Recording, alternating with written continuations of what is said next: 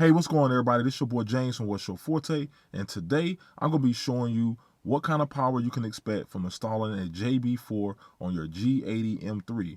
I'm also going to be comparing one of the dyno charts to my latest RaceChip dyno chart and showing you exactly where the differences are, and also giving my thoughts on the end on which one I think is better, depending on what your needs are. So let's go ahead and get into the video.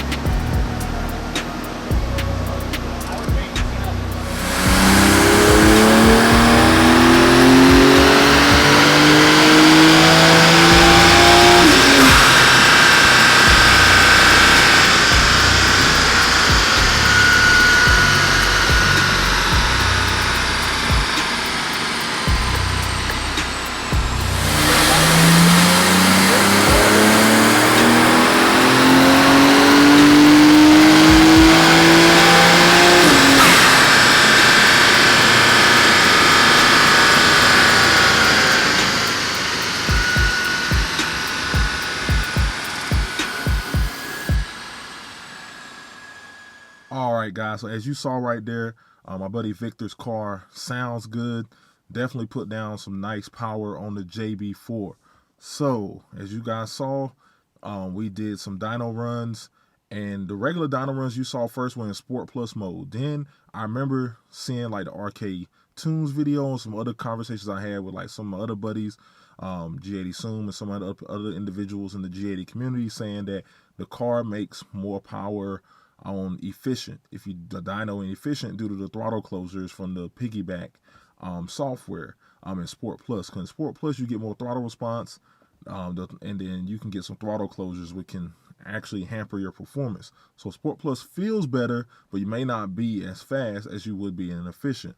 So what I told Brian on the dyno and the team over at Your Empire, I was like, let's try dyno it first in Sport Plus, and then we'll go ahead and try dyno in efficient to see if there's any difference. And there definitely was a difference. So I'm gonna go ahead and pull that chart up right now on the screen so you guys can actually see what the difference is.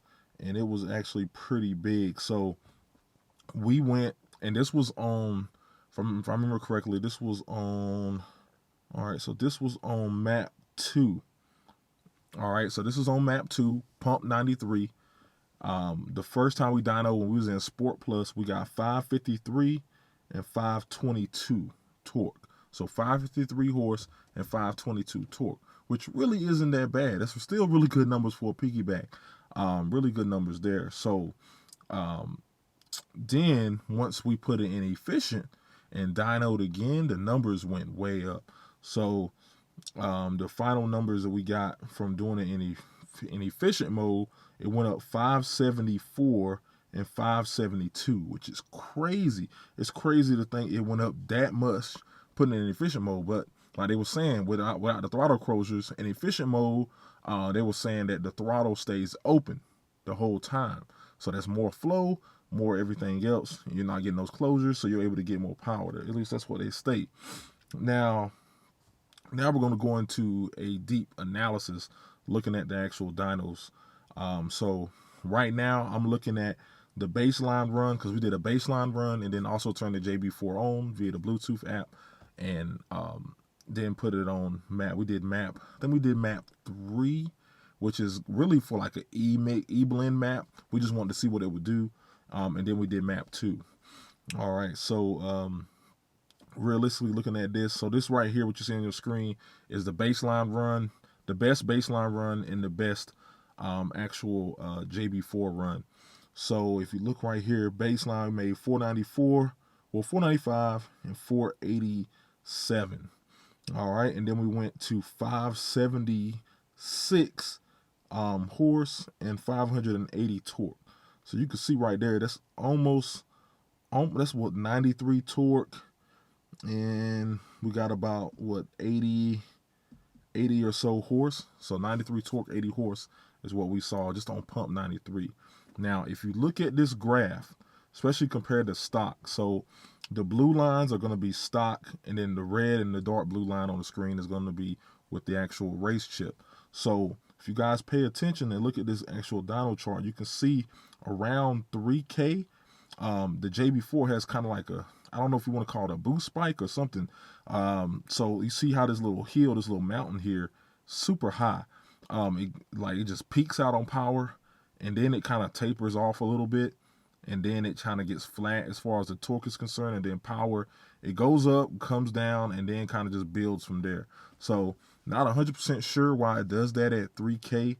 I know there was some other buddies that have like manuals, and my boy Von B, I know he has a manual. He said it was like, he noticed in the manual there was some boost spiking and stuff like that in the manual cars, and this is automatic. So the car that actually got dynoed, this is an X-Drive M3 competition. So this is with the automatic. So I did talk to Victor afterwards, and he did tell me that the car feels good. So and we did notice, which I'll show you guys after I finish this, towards the end when we dynoed the last time, it did look like the maybe the car was learning, because we just installed the JB4, and it looked like it was tapering down some of that spike that you see right there around 3K. So if you actually like kind of flatten it out and get rid of the spike and just kind of continue the regular smooth line, the power is not as much as the max power and torque says it is. Well, actually the power is there, because the power kind of just keeps building, but the actual max torque will be actually a little bit lower than that. That spike right there is probably giving you, I would say, maybe another 50 torque on the number, because of how it's spiking way up like that and then come back down. So that's giving you that peak number there. So I'll say peak torque is probably, let's say, it looks like it hits 550. So peak torque is probably more so 550 if you take away that boost spike up to 580. But that's only around 3K, and then it comes back down, as you guys can see. So that's kind of weird there, but still really good power there. And this car only has an intake. It has a custom MSR front mount intake on the car, and that's it. All right, so now we're going to talk about comparing my last dyno run with his latest dyno run. So JB4 versus RaceChip. So I know a lot of you guys were interested in that. I already had a lot of people message me about that, so I want to talk about that as well. So as you guys can see right here on the screen, this is my last dyno run, and this is his JB4 run, latest JB4 run. So my best run, my last best run, dyno run, was 558, and then 537. But remember, this was also, we was dynoing in Sport Plus. So you take that into consideration, how much he gained over dynoing in efficient mode, which I talked to Matt about over at Your Empire, and we're going to plan on re-dynoing my car in efficient mode to see how much a difference it is. The biggest thing that sticks out to me on this, there's two things that stick out to me on this graph. The first is the big boost spike and difference around 3K on the JB4 versus more of a progressive dyno line that you see from the RaceChip. So if you look at the RaceChip and versus the JB4 from probably just 2K on the one about 3.5K, you can see that the RaceChip is lower power, but it's a lot smoother line. And some of that could be possible due to I do have a downpipe, so it's going to have better flow. As you can see how smooth the line is versus a little bit how jagged his line is there. So that could be just a downpipe allowing it to breathe better. But if you look at the power difference, there is a power difference from from the time they start running the dyno all the way to about 3.5. There is a big difference there, especially right around 3K. You can see the big jump there and the difference in power around 3K, and then it spikes. That's that spike I was telling you about earlier. It spikes down, and then after it spikes down, it's about the same. You can see it kind of, the JB4 kind of has those spikes where it spikes up a little bit, you get a little bit higher of a number, but it's about the same as the straight line there. So they're both building around the same amount of boost and both the same amount of power. The JB4 line is a little more up and down, so you're getting those little spikes in there versus how smooth my line was when I ran it. Yeah, I mean, definitely a lot more power, and you can tell that by the peak torque numbers. But I think a lot of that is that JB4 spike you're getting around 3K that's making the peak numbers look so much different. I would say if these two cars were to race, which me and Victor may, who knows? If these two cars were to race, I would say based on what I'm seeing on this dyno, Victor will probably jump out, and then he'll jump out a little bit, and then we'll probably stay even for the duration of that gear that we're in. That's what it looks like what would happen based on this graph. But you have to see how it does on the street. So after seeing this, do I regret going the RaceChip route? Do I wish I'd went JB4? So to answer those questions, no, I do not regret going RaceChip. 2 reasons. One, I think these numbers look good. I don't know how I feel about the boost spike. I would have to, be in Victor's car to see how that feels when you're driving it.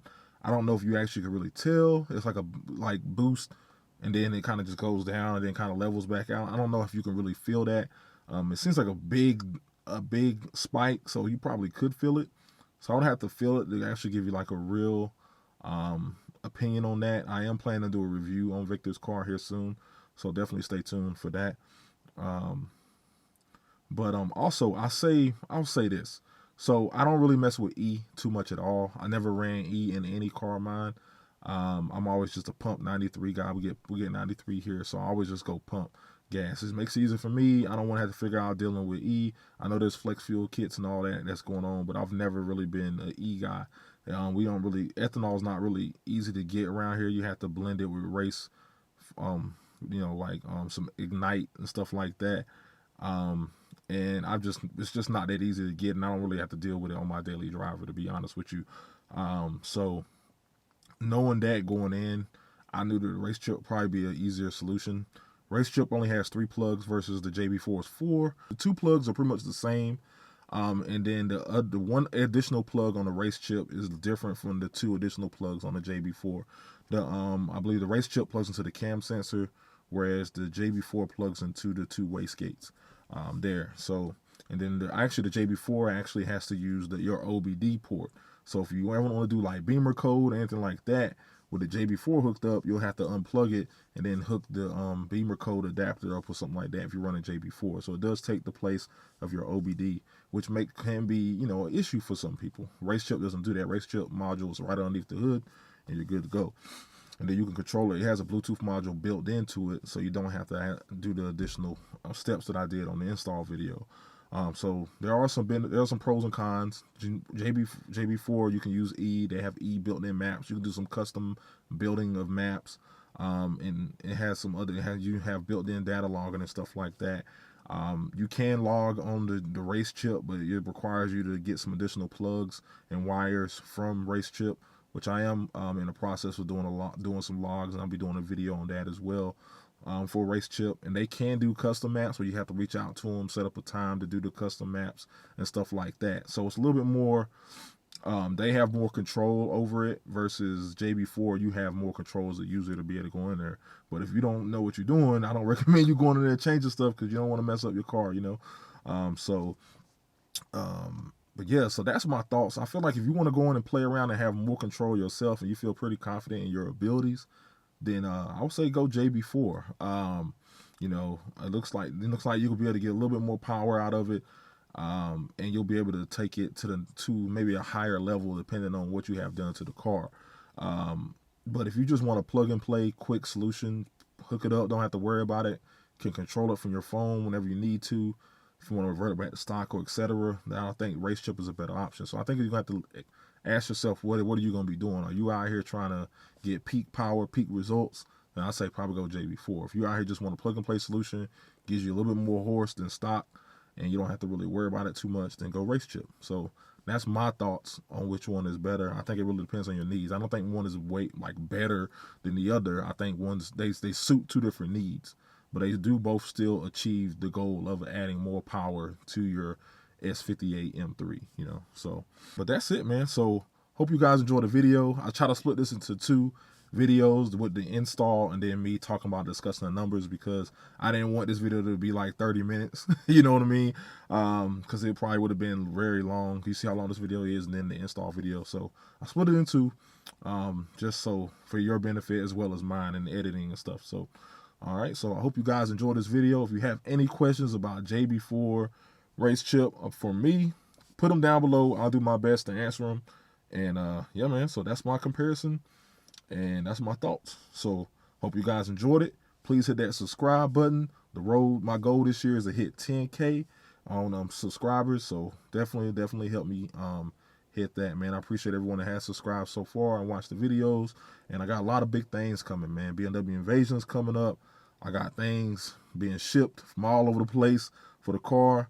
I'm gonna have some one-of-one unique only things in the world on the car. So definitely y'all stay tuned, man. Working with a lot of vendors, and we're gonna make this car one of the best G80s out there. All right, so appreciate y'all watching, and y'all have a great day. Peace.